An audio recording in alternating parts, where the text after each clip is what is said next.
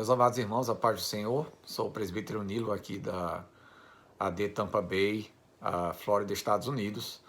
Hoje nós vamos dar início à introdução do Evangelho de João, que na sequência de nossa leitura bíblica, eu tenho essa sequência, se alguém não tiver, é só me pedir. A gente está passando agora das cartas de João para o Evangelho de João, não é?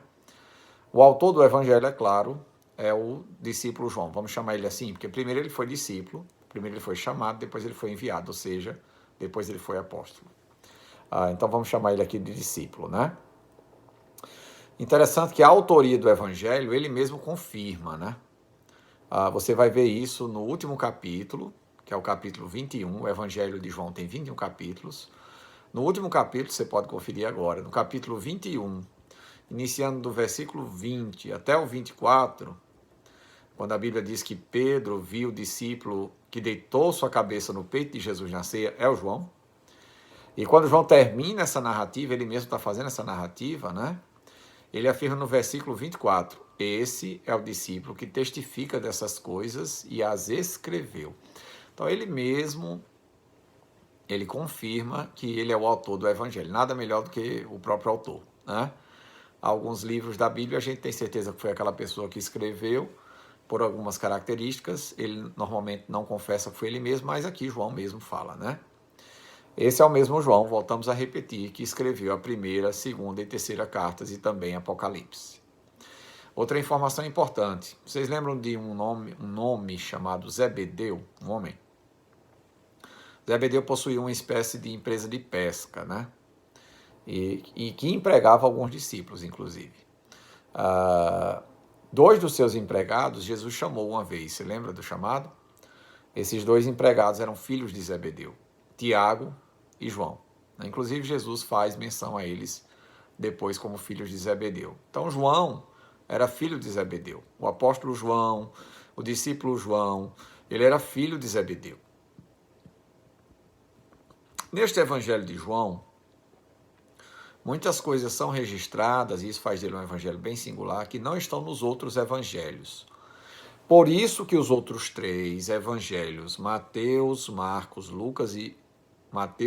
e Lucas, são chamados de evangelhos sinóticos.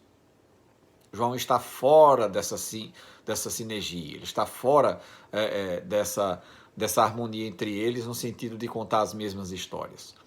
Muita coisa que está registrada no Evangelho de João não está registrada nos outros três, né?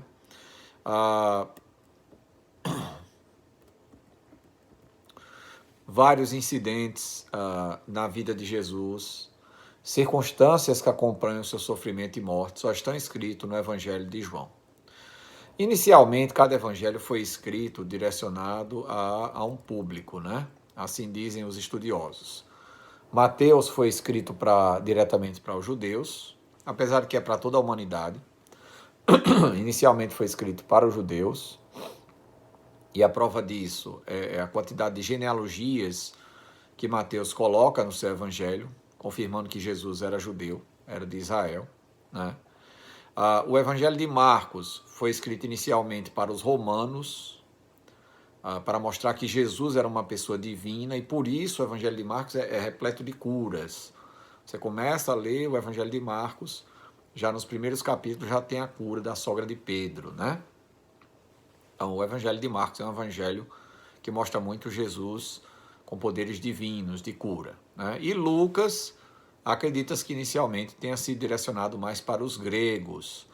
Por isso nós temos linguagens de parábolas. Parábola é a figura de linguagem, que no Brasil é conhecida na língua portuguesa como metáforas, né? E seus derivados, metonímia, pleonasmo, etc, etc. Certo? A palavra parábola, de forma mais simples, quer dizer ali comparação, mas um pouco mais do que isso. E o Evangelho de João foi escrito para os gentios em geral, ou seja, para todos, né? Por isso é um evangelho que foca principalmente nos eventos espirituais e não em eventos históricos, como ocorre nos outros evangelhos, né? Como eu já falei para vocês, gentio é todo aquele que não nasceu em Israel, é todo aquele que não é israelita, certo? Brasileiro é considerado gentio, todo mundo que não nasceu em Israel é considerado gentio, né? É fácil observar que o apóstolo João, o discípulo João, começa o seu evangelho com a divindade de Cristo. Veja que interessante isso, né?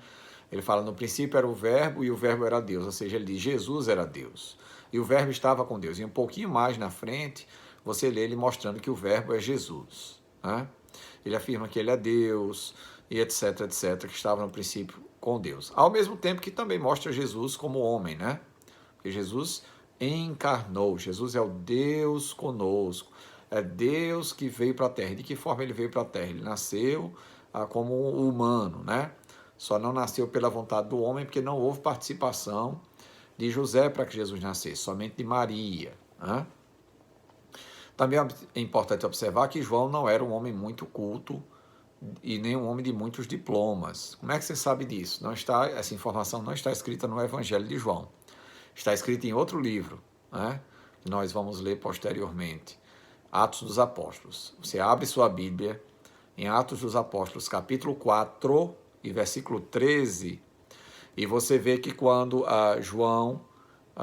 Pedro e João foram presos, as autoridades estavam avaliando, né? Estavam avaliando eles, e quando João e Pedro estão perante o Sinédrio, que são autoridades judaicas, a Bíblia diz que eles se informaram de que Pedro e João eram homens sem letras e indoutos, né? Então, assim, o João, apesar de que a gente acredita que ele sabia ler e escrever, porque ele escreveu, né, alguns livros da Bíblia, ele não era uma pessoa assim, tida como um doutor da lei, alguém que realmente era. Talvez, se fosse trazer para a nossa linguagem de hoje, a gente poderia dizer que João não era formado, era isso, tá? Não era graduado. Por outro lado, foi um dos principais discípulos de Jesus, amado demais pelo Senhor. E como nós já falamos, escreveu 5 livros da Bíblia. Não se sabe ao certo quando João escreveu este evangelho, né? É mais provável que tenha sido entre os anos 60 e 80 depois de Cristo, que foi a data que ele escreveu também as cartas e possivelmente Apocalipse. Ok? Então, boa leitura, e nós vamos trazer para vocês algumas explicações de alguns versículos um pouco mais que chamam a atenção ou mais difíceis de entender. Deus abençoe.